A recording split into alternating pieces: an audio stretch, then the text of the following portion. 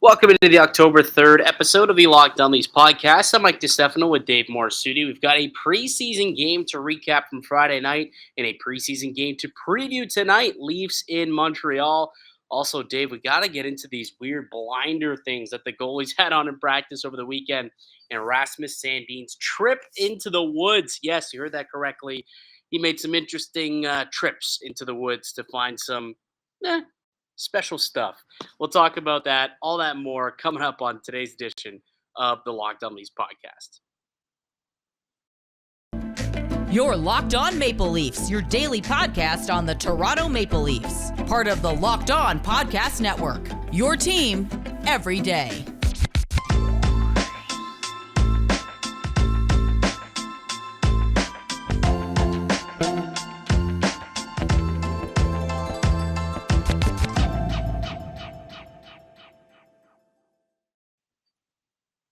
Hello and welcome into the Locked On Leafs podcast, your one-stop shop for all things Leafs. I'm Mike DiStefano, host of today's show from TSN 1050 Toronto Radio, also known as Al's brother on TSN's Overdrive and TSN 1050's Leafs Lunch. Joining me, it's my co-host Dave Morassutti from Sportsnet, also a writer for the NHLPA. Locked On Leafs is a daily Maple Leaf-centric podcast, so be sure to subscribe for free wherever you get your podcast from. You can also now catch us up on video format on YouTube.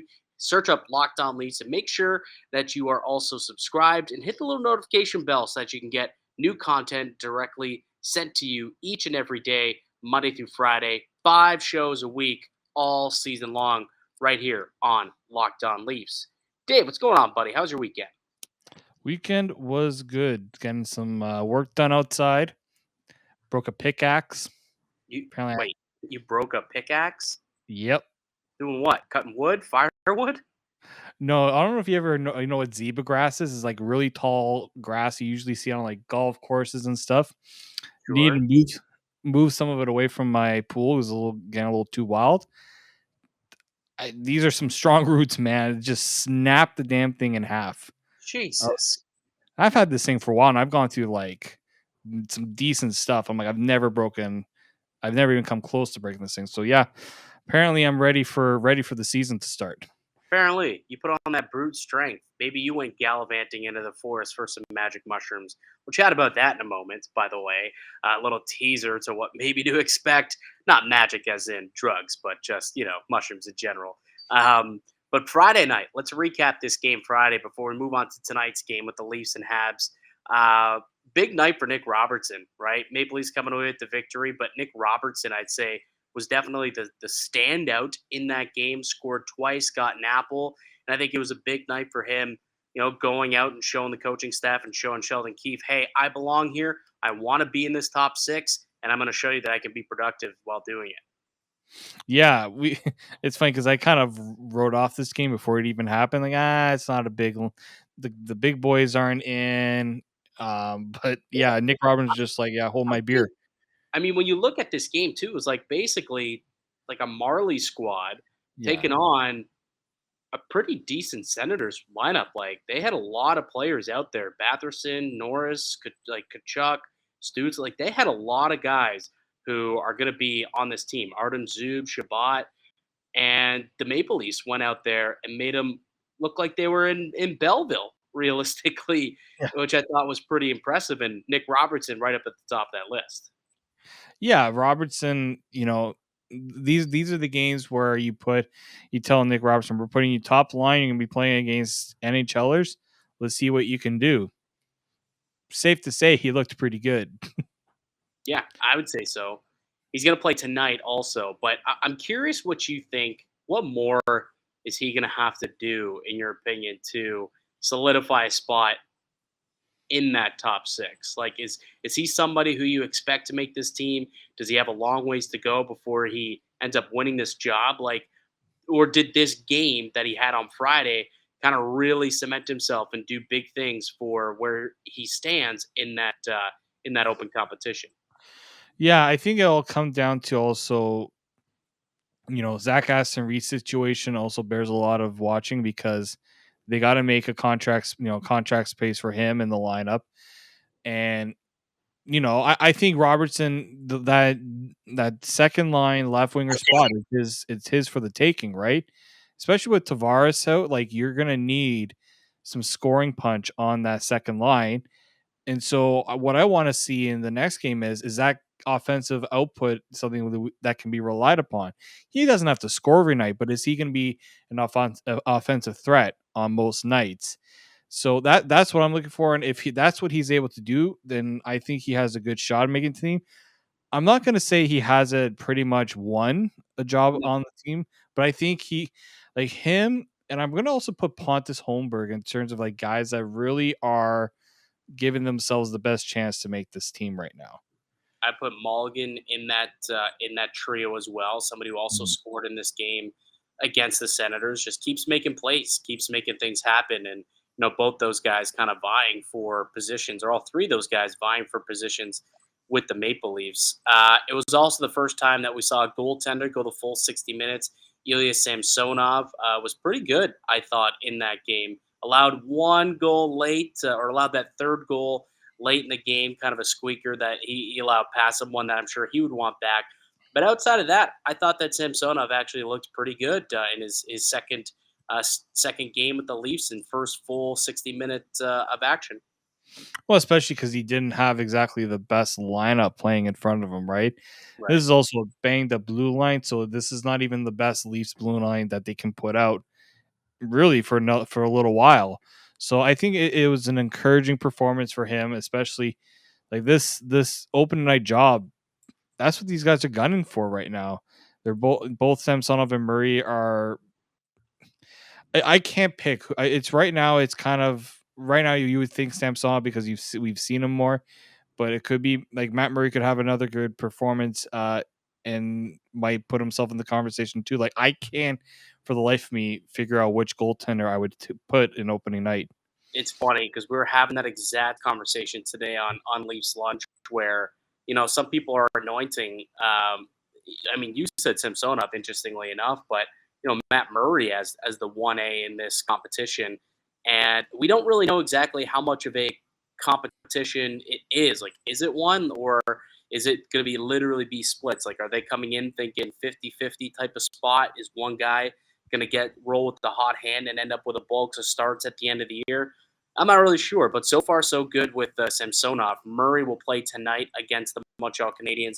He's expected to play the full game as well. I know it was Friday, but I'm trying to think, was there anything else that stuck out to you about that game? Or, is there anything that stuck out to you, I suppose? Anyone else who kind of made a name for themselves?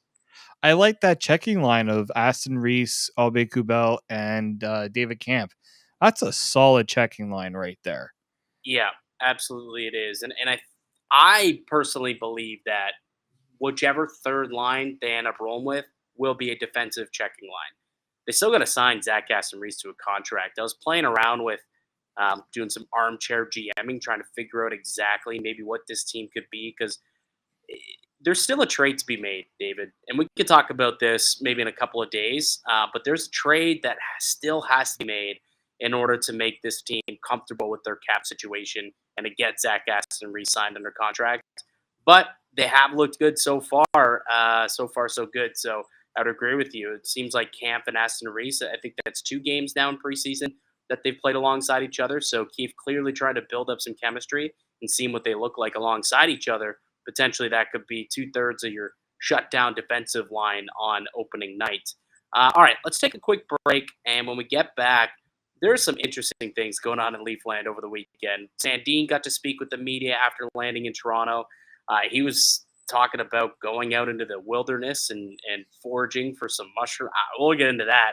And then some really interesting things happening with the goaltenders wearing some, special sunglasses to try and help them with their puck tracking.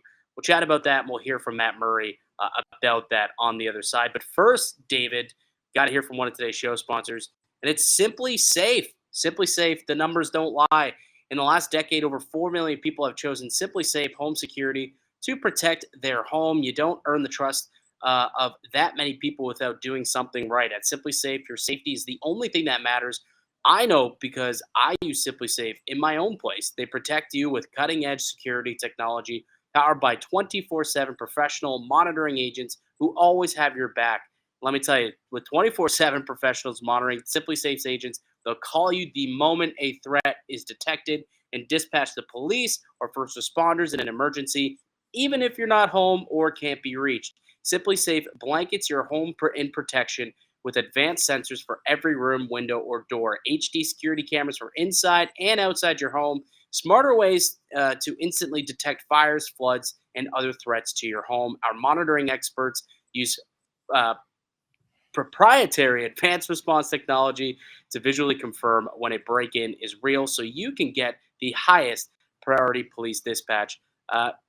Customize the perfect system for your home in just a few minutes at simplysafe.com/lockedonnhl. Save 20% on your Simply Safe security system when you sign up for an interactive monitoring plan and get your first month completely free. Visit simplysafe.com/lockedonnhl. That's simplysafe.com/lockedonnhl to learn more. There's no safe like Simply Safe.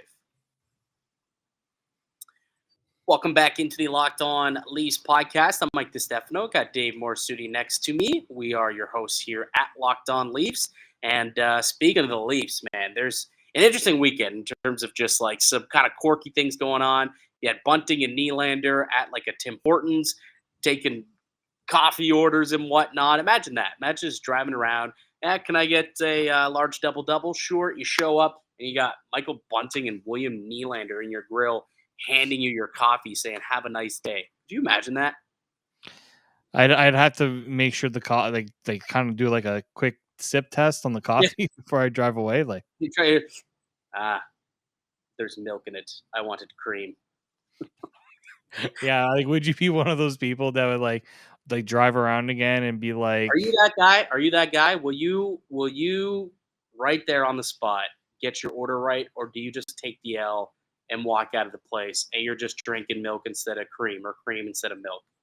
so I do want, I always make, if I like order things and let's say it comes like a bag, I always check before I leave because I've always, without fail, something will be missing. Oh, the other day I was at McDonald's and I was like, I got a meal or whatever, and I said, "Oh, is the straw in the bag?" "Yep, straw's in the bag." "Okay, do we have ketchup?" "Yep, ketchup's all in the bag." "Okay, perfect." Drive away. Guess what wasn't in the bag, David? Straw and ketchup. Neither straws nor ketchup was in the bag. So yeah, you're better off. Always check it. Always check. Always But check. if let's say like they give me the wrong drink, I'm just driving off. It's just not even worth the hassle. Yeah. I've been in that situation. Like I like milk inside my teas, and whenever I get cream, I'm like, ugh, cream. But I suck it up. I drink it anyways because if I've The left hard the life we have. drive-through, The hard I'm life done. we have. Yeah, if I've left the drive, I do get pissed when I order a tea and I get a coffee because I don't like coffee. That's where I'm like, okay, I gotta. If there's no line, I will go back and I will be like, hey, ordered a tea, not a coffee, and then they'll switch it up. But if there's a line, I'm sucking it up. I'm taking the L, taking it on the chin. Meanwhile, back in Sweden, Rasmus Sandin spoke about what he was doing with some of his off time gallivanting in the forest. Here's what he had to say. What did you do to take your mind off the negotiations, get away from it? Turn the phone off? What did you do? Play some golf, get on the golf course. I was actually out walking in the woods a couple times, and, that's something I have definitely not done before. So just not bring my phone a little bit and just enjoying some time with family back home and stuff like that. So it was lots of fun. No bears, I hope. No bears, no. I'm too south of Sweden, so no bears, and I'm happy. I wouldn't go into the woods if I was up north. Are you somebody that just spoke jet lag, or how's that adjustment been? Usually the way coming over here is usually a little bit easier than going back to Sweden, so hopefully it'll just be another day or so, and I think after today's practice I'm going to sleep very well tonight. How did the walks in the woods help you? Were you able to turn off? Yeah, I was actually looking for some, what do you call it, chanterelles or whatever in the woods and stuff, so I definitely just, I didn't look at my phone. I was just, focusing on finding some chanterelles out there. So, and got in some cooking and stuff as well. So that was a big help. I didn't have to go buy them in the store. 2 quick ones to wrap up. William said you looked bigger when he was training with you. How much bigger are you? And second, with Timothy out, the right side, there's a spot open there. So he's getting there today. What's your comfort with the right? First off, lots bigger. No, I feel stronger. I feel better in my body overall. I feel healthy. I just feel really good. So I'm excited to be back, and hopefully that'll show. Second part, as I said, we have such a good D here. D core here is really, really good. So, I feel comfortable on the right side. I felt pretty good out there today. As I said, I felt better today than what I thought I was going to do. But I need to prove myself. I need to, show them that I had a good summer and be ready for when the season starts. I mean, have you ever gone into the forest and foraged mushrooms in your life, David? I was told at a very young age, you do not even touch the mushrooms in Right, the it forest. could be poisonous, right? I mean, I don't know. Maybe it's different out in Sweden. I mean, Chanterelle mushrooms is like a higher end mushroom. That's a good mushroom if I'm not mistaken. So the fact that they just got them growing wild and like what is there a forest in the back of his house? Like what's he doing going just randomly into a forest looking for chanterelle mushrooms? Yeah, Like, that's strange. Like, I- he must live in I'm sure like Europe is totally different from like where we are here. Like, that's one place I always I want to go visit is Sweden, just because I've heard it's so beautiful. But like now that you have like these like amazing mushrooms growing in the forest, now I wouldn't touch them still, but just to see it would be incredible. Yeah, we lost Mike there for a little bit. We're just dealing with some technical difficulties. So the funny thing is with the Sandine thing is, yeah, you look at you know him going into the wild, and like I guess that gives you the good thing about what Sandine, I guess, was doing during this time is he wasn't letting the outside noise kind of influence his decision. Obviously, he did say seeing Calle Yarncroc and Alexander Kerfoot play on defense kind of led to his decision to eventually, sign. But I think just him, going out into the woods and doing the mushroom stuff was pretty interesting in of itself. And I think we got Mike back now. yeah, I don't know. Internet issues is what it is, pal. We all experience them, but hopefully we're back. So what are we talking about this Rasmus Sandin Oh, we situation? I just said it was a kind of a good thing that he for him, you know what? Some people they get when they're like stuck in those situations, they might be looking at their phone all the time, looking at news, looking at what people are saying on social media. And the good thing is like, nah, I just went out in the woods and looked at mushrooms. It's pretty. Yeah, I guess it's not the worst thing in the world. I suppose there could have been a lot worse things that you wouldn't have wanted him doing. So yeah, you're right. It's just a little bizarre. It's a little eccentric, a little out there. Not something that Yeah. I would be doing in my spare time. But I also don't play in the NHL, so sometimes those people who make it to pro athletes are some interesting people. I mean, what was it? Aaron Rodgers talked about big ayahuasca guy led himself to back-to-back MVPs on ayahuasca. So who knows? Who knows? I don't know. Chanterelle mushrooms are not the magic mushrooms, but maybe. I mean, he did gain what 16 pounds over the course of the off season. Maybe it was the Chanterelle mushrooms packing on that weight. Maybe. Speaking of, actually, before we move on and kind of tee up tonight's game, Sandine putting on 16 pounds. Your thoughts on that?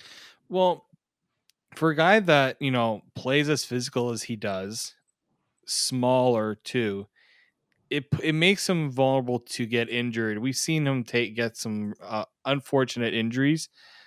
Not always his fault. I think it's good to see that he's trying to put himself in that situation where he is. You know, we talked about Robertson need to increase to get up to his weight up. The same with Timothy Liljegren. I think it's good that these guys realize we're smaller in stature, but we're not. We're also going to try to make sure that we can go with these bigger bodies in the NHL. I think it's a good thing. Yeah, you don't want to see them put up too much weight because then it just means they're out of shape or they're just not real. Well, it could Yeah, affect their mobility, right? Like yes, ultimately, if your body sometimes it just can't carry, a large amount of weight and still be as flexible and mobile as you need to be to play in the modern day NHL, especially as a defenseman. So, although it's good to see him put on a little bit of weight, maybe it'll help him in some of those board battles and net front battles. Try and box out guys. I remember very vividly him getting absolutely worked by Ryan Reeves. I don't know if 195 pounds is still enough to outwork Reeves. He's a pretty big boy, Yeah. but maybe it'll help him with the more average sized NHLer, in and around 200, 205 pounds, just having that little extra body weight to kind of lean on somebody and try and box him out. So perhaps it'll work. Hopefully it just doesn't impact his skating and mobility at all. That's the only thing that I would caution when guys put on that much weight, over the course of one off season. Depends how it was put on. Just put on, in his legs and in his core. I think that's great. That's explosiveness.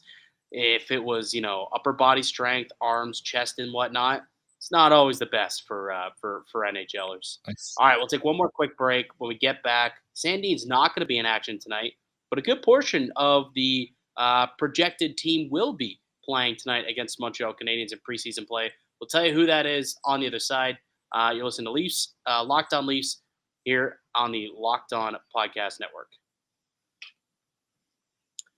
Welcome back into Leafs. I'm Mike DiStefano with Dave Morassutti. We got a Leafs game night tonight. Toronto in Montreal taking on the Canadiens. And we're at that point in the preseason where we've kind of seen our first round of cuts go down. By the way, that did happen today. Curtis Douglas, Pavel Gogolev, a couple of names. The bigger names, I guess, that were sent down. Joseph Blandisi as well. Other than that, no real – not that they were surprises, but those were kind of the names that we expected to see get cut. But that means that we're going to see more and more NHL-ready rosters in these preseason games. And tonight will be kind of the first time we probably get a glimpse at what the opening night lineup could look like.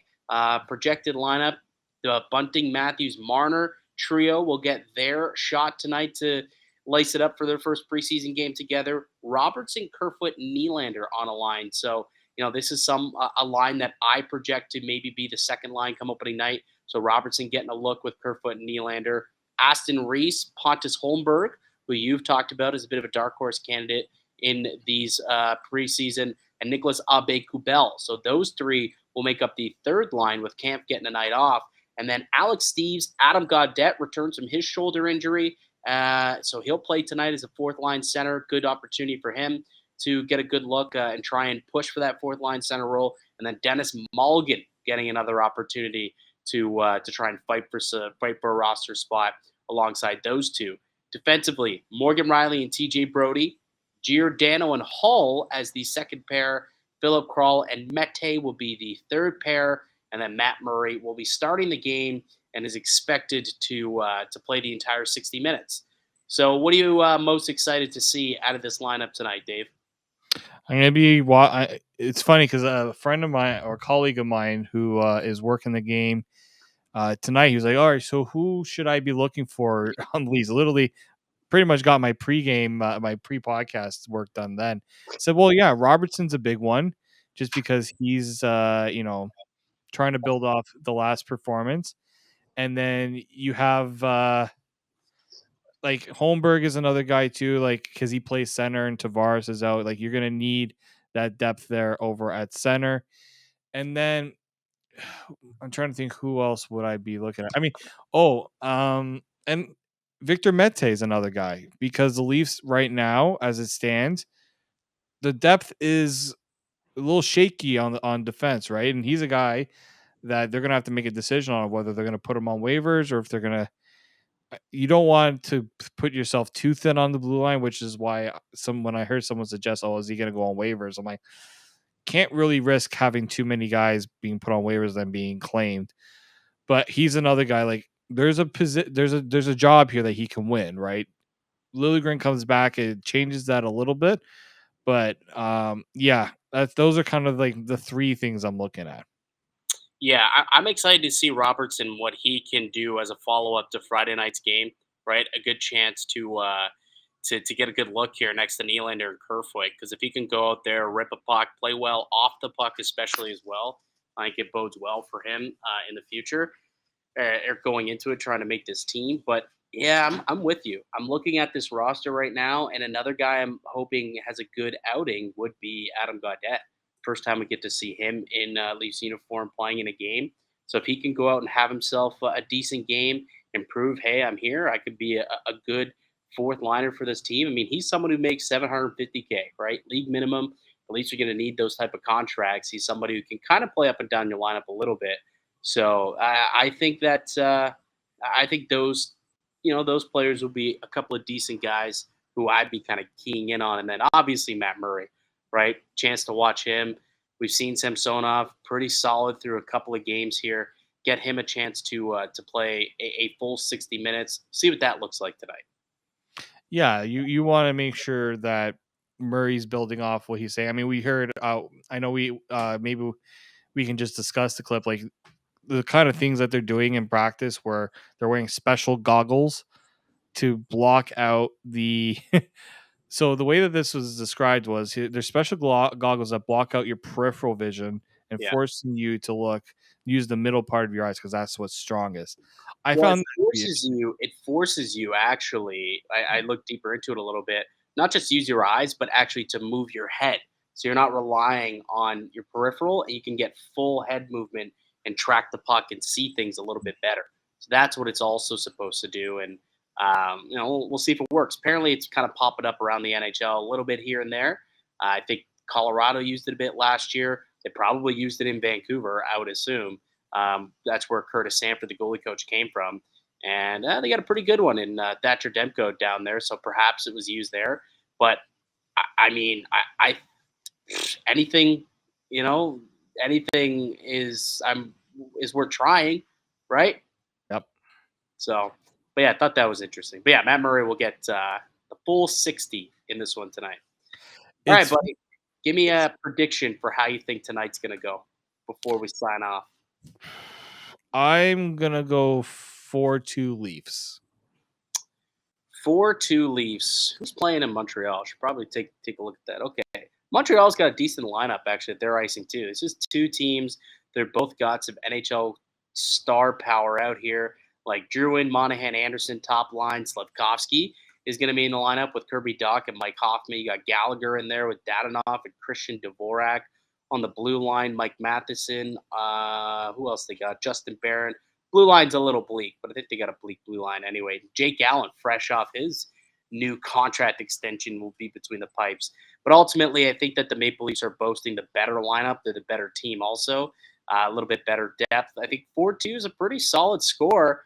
I'll one-up you, and I'll go with a 5-2 final. Go a little Price is Right on you and just go one goal higher. One goal higher. All right, Dave. Let's leave it there, pal. Should be a fun game tonight. There's only a couple more preseason games left before the real game starts against these Montreal Canadiens on October 12th. That'll do it for us here today on the podcast, though. I'd like to thank you all for listening and supporting the show. You can subscribe to the Locked On Leafs podcast on all podcast platforms and receive daily Leafs content. Follow myself on Twitter at @Make_Canuck. Follow Dave at @D_Morassutti. You can also follow the show at Locked On Leafs. That'll do it. Enjoy the game tonight, folks. We'll be back with another episode tomorrow. But until then, keep it locked right here on Locked On Leafs.